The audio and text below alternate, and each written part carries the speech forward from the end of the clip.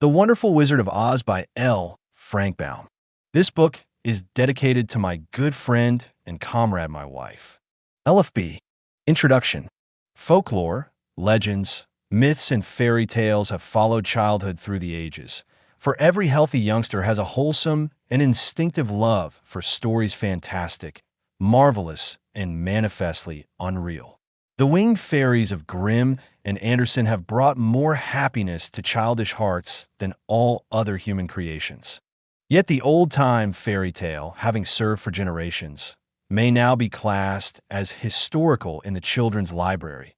For the time has come for a series of newer wonder tales in which the stereotyped genie, dwarf, and fairy are eliminated, together with all the horrible and blood-curdling incidents devised by their authors to point a fearsome moral to each tale.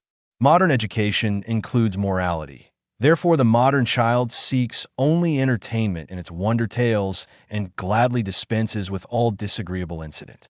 Having this thought in mind, the story of The Wonderful Wizard of Oz was written solely to please children of today. It aspires to being a modernized fairy tale in which the wonderment and joy are retained and the heartaches and nightmares are left out. L. Frank Baum. Chicago, April 1900. The Wonderful Wizard of Oz. Chapter 1. The Cyclone.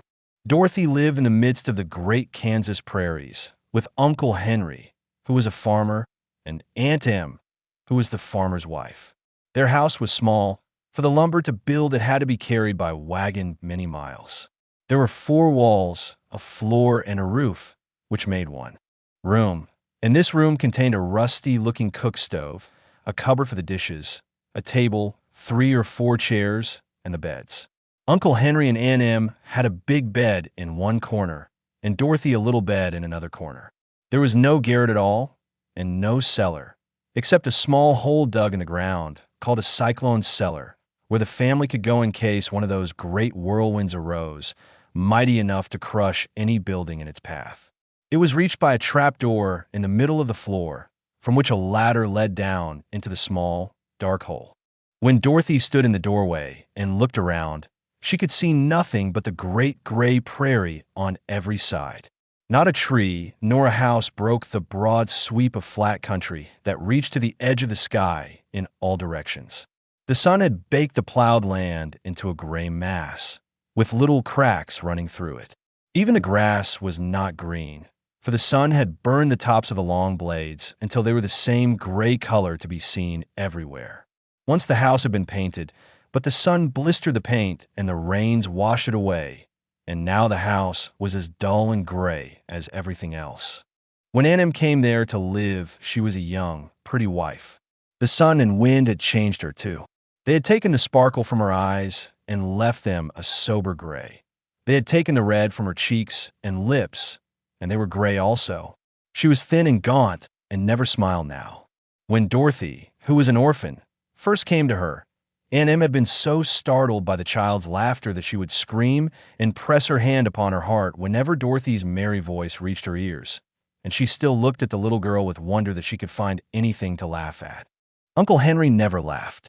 He worked hard from morning till night and did not know what joy was. He was gray also, from his long beard to his rough boots, and he looked stern and solemn and rarely spoke. It was Toto that made Dorothy laugh and save her from growing as gray as her other surroundings. Toto was not gray. He was a little black dog with long silky hair and small black eyes that twinkled merrily on either side of his funny, wee nose. Toto played all day long, and Dorothy played with him and loved him dearly. Today, however, they were not playing. Uncle Henry sat upon the doorstep and looked anxiously at the sky, which was even grayer than usual. Dorothy stood in the door with Toto in her arms and looked at the sky too. Aunt Em was washing the dishes. From afar north they heard a low wail of the wind, and Uncle Henry and Dorothy could see where the long grass bowed in waves before the coming storm. There now came a sharp whistling in the air from the south, and as they turned their eyes that way, they saw ripples in the grass coming from that direction also. Suddenly, Uncle Henry stood up. "There's a cyclone coming, Em," he called to his wife. "I'll go look after the stock." Then he ran toward the sheds where the cows and horses were kept. Aunt Em dropped her work and came to the door. One glance told her of the danger close at hand. "Quick, Dorothy!" she screamed. "Run for the cellar." Toto jumped out of Dorothy's arms and hid under the bed, and the girl started to get him. Aunt Em, badly frightened, threw open the trap door in the floor and climbed down the ladder into the small, dark hole. Dorothy caught Toto at last and started to follow her aunt. When she was halfway across the room, there came a great shriek from the wind, and the house shook so hard that she lost her footing and sat down suddenly upon the floor. Then a strange thing happened. The house whirled around 2 or 3 times and rose slowly through the air. Dorothy felt as if she were going up in a balloon. The north and south winds met where the house stood and made it the exact center of the cyclone.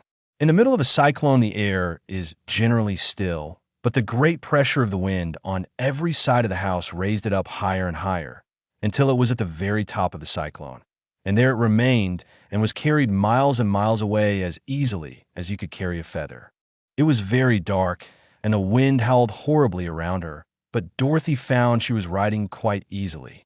After the first few whirls around, and one other time when the house tipped badly, she felt as if she were being rocked gently, like a baby in a cradle. Toto did not like it. He ran about the room, now here, now there, barking loudly, but Dorothy sat quite still on the floor and waited to see what would happen. Once Toto got too near the open trapdoor and fell in, and at first the little girl thought she had lost him. But soon she saw one of his ears sticking up through the hole, for the strong pressure of the air was keeping him up so that he could not fall. She crept to the hole, caught Toto by the ear, and dragged him into the room again, afterward closing the trapdoor so that no more accidents could happen. Hour after hour passed away, and slowly Dorothy got over her fright. But she felt quite lonely, and the wind shrieked so loudly all about her that she nearly became deaf. At first she had wondered if she would be dashed to pieces when the house fell again. But as the hours passed and nothing terrible happened, she stopped worrying and resolved to wait calmly and see what the future would bring.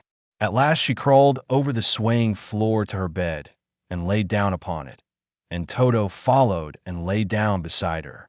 In spite of the swaying of the house and the wailing of the wind, Dorothy soon closed her eyes and fell fast asleep.